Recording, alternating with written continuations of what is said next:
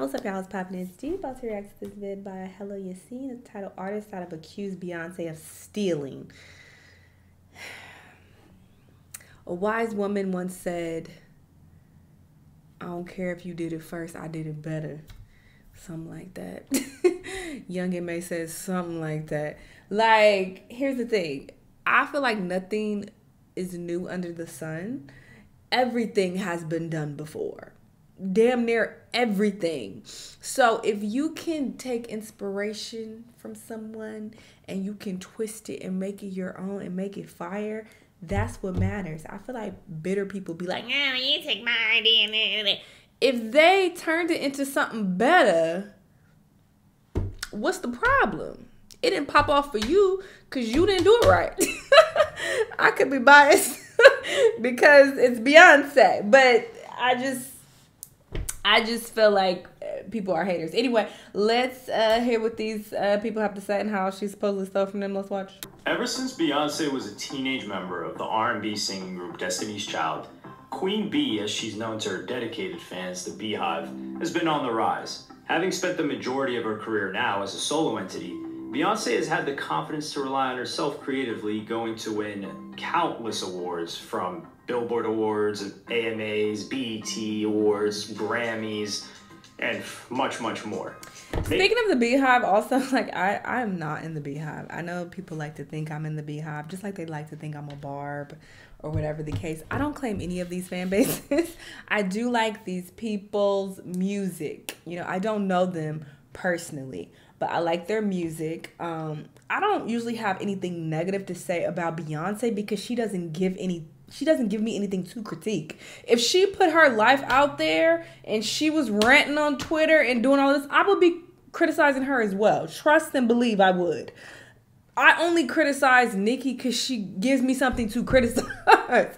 You know, so I definitely, you know, speak on her antics and the persona that she puts out into the world because this is what she's putting out there. And y'all be asking me to react to the videos related to it. So I'm going to watch it and give my opinion. So there's that. But, you know, I know there are some people who think I don't like, I don't know, it's weird. It's split. You have some people who think I'm a bar and you have some people who think I hate Nicki Minaj. And it's like, I'm just criticizing what's put out there. And to say I don't criticize Beyonce, though, is definitely cap. I criticize her music. I reacted to her album on my Patreon, and I did not like it. And I was very honest about that and clear about it. Like, I'm not feeling this. I ain't going to listen to these songs again. You know, even though some of them did grow on me. But the point is, yes, I like both of those women, but I am not in either of their fan bases. So there's that. Making Beyonce the most awarded and one of the most nominated artists in Grammy history. He be talking slow. With a massive net worth of well over $500 million. Period. Beyonce has a catalog of 7 solo albums that have all gone on to be no less than platinum, even during the streaming era. But there is something else that Beyonce has earned that is much less favorable. A reputation for allegedly taking ideas and IP from other artists. Being considered to be one of the most influential pop stars alive, you wouldn't think that she was also the one being inspired by others to the extent of borrowing so extensively. So who are these other artists that have accused Beyonce of stealing from them? Do they have a point? And some even filed lawsuits against her. And I'll be honest if they have a point, though. We'll see. Erykah Badu. Beyonce's R&B style has been more in the pop arena, and Erykah Badu's has been more in the neo-soul lane, but that hasn't stopped Beyonce from getting called out for taking some of her swag. Erykah Badu threw some shots at Beyonce by accusing Beyonce of copying Badu's signature tall headwear, which sort of looks like a rectangle witch hat made of mirrors. Erykah Badu took to her IG stories to post comparison pictures between herself and Beyonce's looks, with the caption, I guess I'm everyone's stylist. My favorite chrome mirror hat. Not long after, during a performance of Break My Soul, the Queen's remix, Beyonce skipped her usual lyrics of Badu, Lizzo, Kelly Roll, and replaced them with Badu, Badu, Badu, Badu. Some fans took it as a response to Badu's Instagram post. Whether it was supposed to be a salute or a diss is not quite clear, and some also felt like it was Beyonce canceling Lizzo, who had recently been sued for supposedly providing a hostile work environment for her dancers. I think it was the former. The singer Khalees' 2003 single Milkshake became not just part of everyday slang, but also a reason to call out its producers, the Neptunes, as well as... That first one is a reach. Girl, a hat. And you don't even know if that was her idea. It could be her stylist. So maybe her stylists are watching you, or maybe it's a fucking hat and other designers make it and it's a coincidence and it's a goddamn hat. Girl, bye. Next. Beyonce for allegedly not getting Khalees' permission to sample Milkshake on Beyonce's song Energy from her album Renaissance. Via Khalees' Bounty and Full business account on Instagram, she stated in a series of posts, "My mind is blown too because the level of disrespect and utter ignorance of all three parties involved is astounding. I hear about this the same way everyone else did. Nothing is ever as it seems. Some of the people in this business have no soul or integrity. They have everyone fooled. I'm an artist. So I am, as Erykah Badu said, I'm sensitive about my stuff. The reality is that my real beef is not only with Beyoncé, because at the end of the day, she sampled a record. She's copied me before, so have many other artists. It's fine, I don't care about that. Really not about Beyoncé. It's about hypocrisy and a lot of nonsense in the industry itself. I just heard the record everyone is saying has my sample, but it's beyond this song at this point. This was a trigger for me. Milkshake alone is one of the most licensed records of our generation. I am a creator, I'm an innovator. I have done more than left my mark on an era of music and style that will go down in history. But there are bullies and secrets and gangsters in this industry that smile and get away with it until someone says enough is enough. So I'm saying it today. I'm coming for what's mine, and I want reparations. Peace." When Beyoncé edited the track to omit Khalees' work from it, this adjustment sent members of Beyoncé's Beehive fan club into an uproar, as if Khalees didn't have the right to defend herself, but also because they felt that Khalees didn't even own the masters to the record. When one fan asked Khalees if she was happy now that the change was made, Khalees pointed out the strange backlash by saying, "Yes, I am actually. LOL, nobody cried. I ain't never seen folks go so hard for someone that they never met or know personally. It's got cult written all over for it." It's cult. Lorella. Okay, I do vaguely remember that. But to my knowledge, Beyoncé paid whoever owned her masters. Is it for real? She paid for it or whatever. But Khalees felt slighted because she didn't get like any type of acknowledgement or something, or Beyoncé didn't shout her out, something like that. And it's like, girl, if she paid to use the clip of the goddamn song, what are you complaining about? And you don't even own the master, so you're not even getting paid for the shit. What are you talking about? So for her, she said it's a trigger for her. Because I guess it's a trigger because she got played. But that ain't Beyonce fault, girl. Next. Cucarini. Even artists from other countries have allegedly had their work taken by Beyoncé. When Beyoncé performed her single "Run the World" Girls at the 2011 Billboard Music Awards, she was getting rave reviews from her famous peers like Missy Elliott, who described Beyoncé as a true entertainer. The singer Omarion states that he was left speechless, and pop star Pink tweeted, "Beyoncé just killed it at the Billboard Awards. So original, so rad." But it didn't take long for what goes around to come around when videos started spreading on the internet showing Beyonce's performance side by side with the 2010 performance by Italian pop singer-dancer Lorella Cucarini. The similarities included both singers using a white screen with a choreographed routine and visual effects such as digitally generated backup dancers, shapes, and colors, even though there were fans that came to Beyoncé's defense stating that maybe she was paying homage to Lorella Cucarini, and most likely got Lorella's permission first. The answer to that theory is no, Beyoncé didn't have permission to duplicate the routine. Beyoncé responded to the criticism by saying, "My makeup artist showed me the performance of Lorella Cucarini a year ago, and it inspired me so much. I then met with the talented people who worked on it. The technology and concept were so genius. Thank God for YouTube, where I would have never been exposed to something so inspiring. I never worked so hard on anything in my life as that performance for the Billboard Awards." Did you want her to put your name? Knowing if Beyoncé would have ever publicly admitted to reusing Lorella Cucarini's concept if she hadn't first been caught. Terrence T. Rob Robinson. Beyoncé's... Okay, she did take huge inspiration from that lady. But is that stealing or taking inspiration? I don't feel like that's stealing. And they're like, oh, she only addressed it because she got caught. Caught where? If people asked her about it, then she elaborated on it. But I don't think that counts as stealing something. And it's not like it was like a complete ripoff, but she was clearly inspired. And she admitted to it, that she was inspired. She could have ignored it and not said anything, because that's what she usually do, is ignore people and don't speak on nothing. But she admitted it. So I think that's fine. Next. Reputation for, quote, song stealing even extends to her Destiny's Child days. Miami-based producer Terrence T. Rob Robinson filed a $200 million lawsuit against the girl group Destiny's Child for allegedly stealing his song Glorious, which he produced back in June of 2000. T-Rob claims that after producing Glorious, he provided it to Matthew Knowles, Beyoncé's father and manager, later that year in October in an effort to kickstart his career. But what ended up happening instead was Matthew Knowles disappeared with the song, and months later, Destiny's Child had apparently transformed T-Rob's song Glorious into the Destiny's Child song Survivor without Terrence's name or credit, who stated how his career would have been different if he had been properly credited. I know right now I would be one of the biggest, most sought-after producers. But the other side of the story is that Matthew Knowles claimed that not only had 3 different people claim to either have written or produced the song Survivor, but that he hadn't met nor heard of T-Rob until he informed the producer that his management company, Music World Entertainment, had nothing to do with Robinson's song Glorious. Matthew Knowles said Destiny's Child wrote the lyrics themselves and left production of the track to be handled by State of Mind music producer Anthony Bent. Survivor was not just a #2 hit in 2001 that earned Beyonce's group Destiny's Child a Grammy in 2002 for Best R&B Performance, but it was also the title of Destiny's Child 2001 album, which sold 6 million copies. It doesn't seem like anything really came out of this lawsuit, therefore either Destiny's Child either settled with T-Rob out of court or the entire lawsuit was just thrown out. Desiree. No, The song ballad called Still in Love, Kissing You by Beyoncé was included on the 2007 deluxe version of her second studio album, Birthday, of which it said that Beyoncé contributed to the writing and production of. This claim was kind of odd considering that it was a cover of a song called Kissing You by British singer Desiree. There was also a music video filmed on Super 8 in Miami for Still in Love, Kissing You that was shot and directed by Cliff Watts, who was the one behind the camera of Beyoncé's Sports Illustrated magazine cover. The music video was included on the Birthday Anthology video album, and all seemed to be well until the royalty network, the publishers for Desiree, filed a lawsuit against Sony BMG Sales Enterprise, Beyoncé, B-Day Publishing, and EMI, making the claim that Beyoncé's cover of Desiree's song infringed on copyright conditions. It was back in February 13, 2007 that Beyoncé's representative sought out permission to use interpolations of Kissing You, to which the royalty network offered Beyoncé the use of the song under very specific conditions. Two of the conditions of the proposal were that the song's title remained the same, and that the song was not to be published in video form. Beyoncé broke both of those terms for use and made no further contact with the royalty network. This fractured promise led the royalty network publishing company to request that Sony Music Entertainment, which was the parent company of Columbia Records, put an immediate halt on distribution of the B-Day album that contained this retitled version of Desiree's song. But the album was still released on April 3, 2007, which the royalty network viewed as willful disregard and removed Beyoncé's permission to use the song. The lawsuit filed on April 16, 2007 in the District Court for the Southern District of New York was in pursuit of $150,000 in damages and a recall of the infringing material, which led to Sony Music Entertainment putting a stop to the distribution of both the deluxe edition of B-Day and the anthology video album on that day. But these editions had already sold over 214,000 units. There would later be reissues of these albums without Still in Love and its video. There was a replacement track called If to take its place on the B-Day Deluxe edition.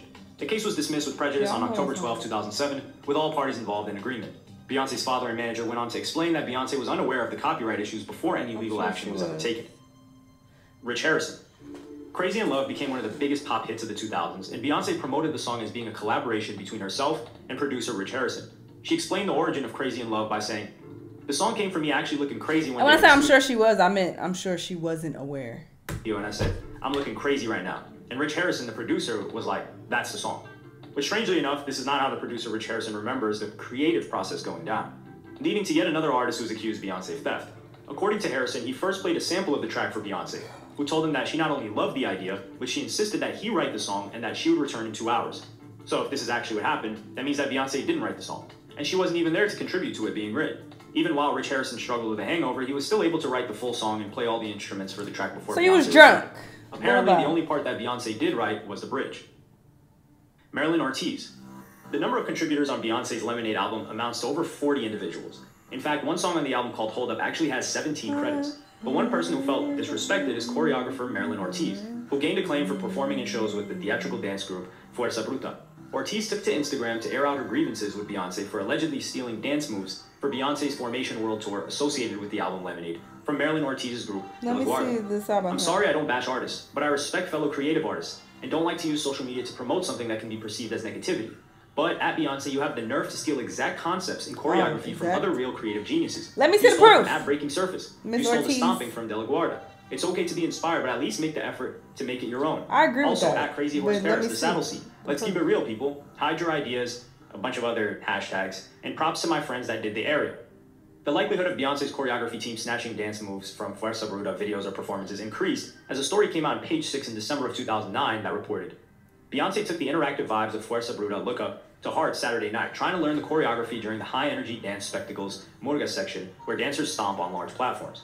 At around the 5-minute mark in the video from 2009, it becomes apparent that the dance move that Marilyn Ortiz accused Beyoncé of copying for her tour choreography is practically identical. Wilhelmina, the modeling agency. Beyoncé has not only been accused of stealing from other artists, but she even faced a lawsuit from the modeling agency that arranged endorsement deals on her behalf and didn't receive their fair share. Wilhelmina Artists, a division of the Wilhelmina modeling agency that represents music and models, filed suit in Manhattan Supreme Court against Beyoncé over her contract with cosmetics company L'Oreal that earned Beyoncé approximately $1 million, with Wilhelmina never receiving their 10% commission fee. The suit also stated that Beyoncé refused to pay future commissions from the 2 years remaining on the L'Oreal deal at the time as well. But on June 8, 2005, a New York judge ordered singer Beyoncé to pay the modeling agency $1 million for getting her a job with L'Oreal when she was hired to be the face of the cosmetics company in 2001. The Swiss artist Pippola Riss has been a pioneer in the video medium since the 80s, with her trademark style incorporating plenty of attention to detail through bright, saturated colors and close-up imagery of nature, various surfaces, and skin. Pippolati's art installations are designed to activate all 5 senses, and her videos have special soundtracks to match her zoomed-in visuals to create somewhat of a hypnotic effect to soothe and stimulate audiences. Pippolotti's name popped up in pop culture when a music video for Hold Up, a song that became popular for including details about Beyoncé's husband Jay-Z allegedly cheating on her from Beyoncé's album Lemonade, appeared to have been plagiarized.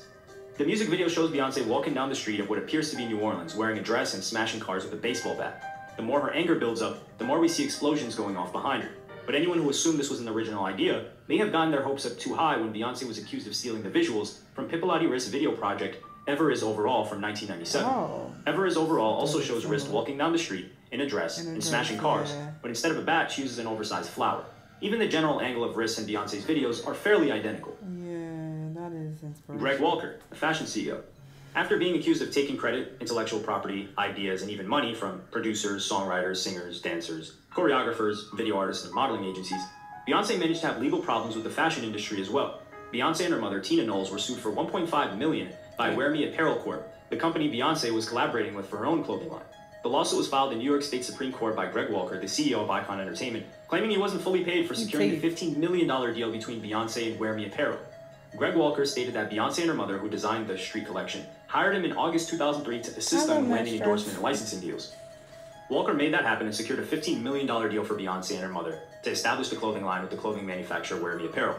At the time of his lawsuit, Greg Walker alleged that out of the $1 million that he was owed, he had only been paid $25,000 from Knowles' mother Tina, with Walker stating, Beyoncé and Tina Knowles agreed on the terms of our business relationship, but have failed to properly compensate me for reasons unknown to me.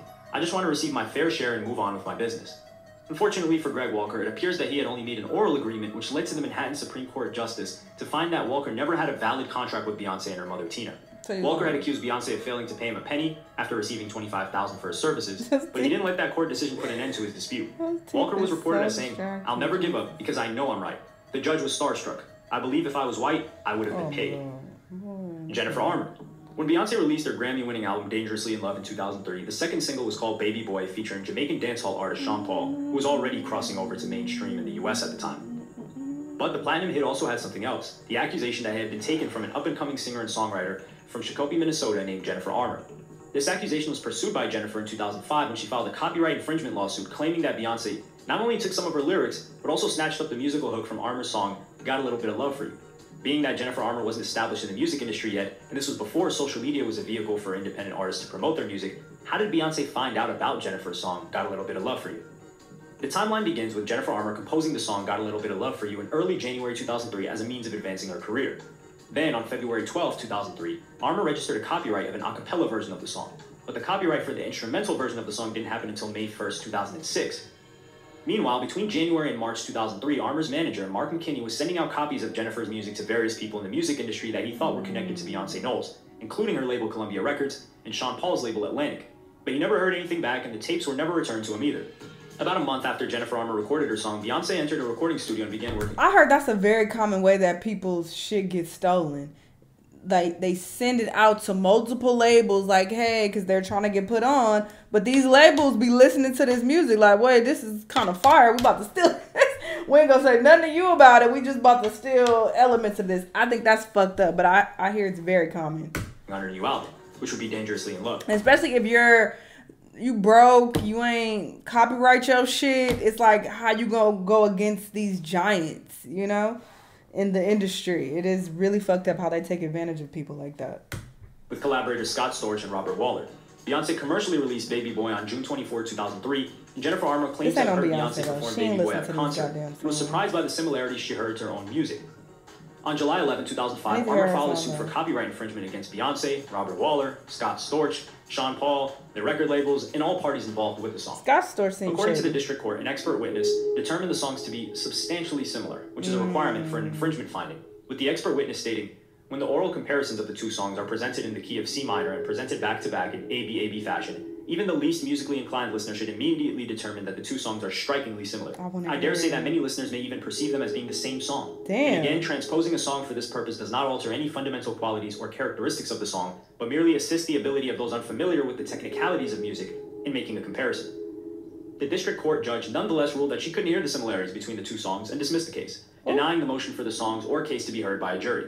On appeal, the U.S. Court of Appeals for the Fifth Circuit affirmed the district court's ruling, but it held that there was no infringement based on Beyoncé claiming that Jennifer Armour's demo tape was received shortly after the writing of Beyoncé's song had been substantially depleted. However, the court did not address the issue of substantial similarity. Beyoncé did not show up for a hearing, and the lawsuit was ultimately thrown out because the lyrics to Baby Boy were deemed substantially dissimilar to Jennifer Armer's Got a Little Bit of Love for You. Damn. Anne Theresa de Kersmacher is a Belgian choreographer known for putting experimental ballets together. But what does she have to do with Beyoncé? According to Anna, Beyoncé plagiarized a few of her ballets, Achterland and Rosas dans Rosas. You can see the similarities yourself when you take a moment to watch Beyoncé's music video for Countdown, directed by Adria Petty, and then compare it to Thierry Demay's 1997 film Rosas dans Rosas, named after Anne's company. Once Beyoncé's music video for Countdown was on the radar, the choreographer's response was that she had seen school kids in her local area perform her work, stating, "I'm not mad, but this is plagiarism. This is stealing." Adria Petty, the director for the Beyoncé song in question, said, "I brought Beyoncé a number of references and we picked some out together. Most were German modern dance references, believe it or not," she told MTV, potentially assuming that she was referencing the work of the late Pina Bausch. The Countdown video has a mixture of pop culture references from the 60s and 70s, such as Beyoncé portraying Audrey Hepburn in the movie Funny Face, Monica Vitti in Modesty Blaze, and Jennifer Beals in Flashdance, and Diana Ross when she was a member of the singing group The Supremes. Adria Petty believed that any form of art that has ever been released is up for grabs to be reincorporated into newer work. But this doesn't change the fact and the way that Anne feels about being used, with her stating, "Protocols and consequences to such actions, and I can't imagine that Beyoncé and her team are not aware of it." And they BC Jean. The song that singer BC Jean is most known for was inspired by her love of pizza and wishing that she was a boy because of her belief that men don't have to worry about their diets and staying slim as much as that pressure is placed on women.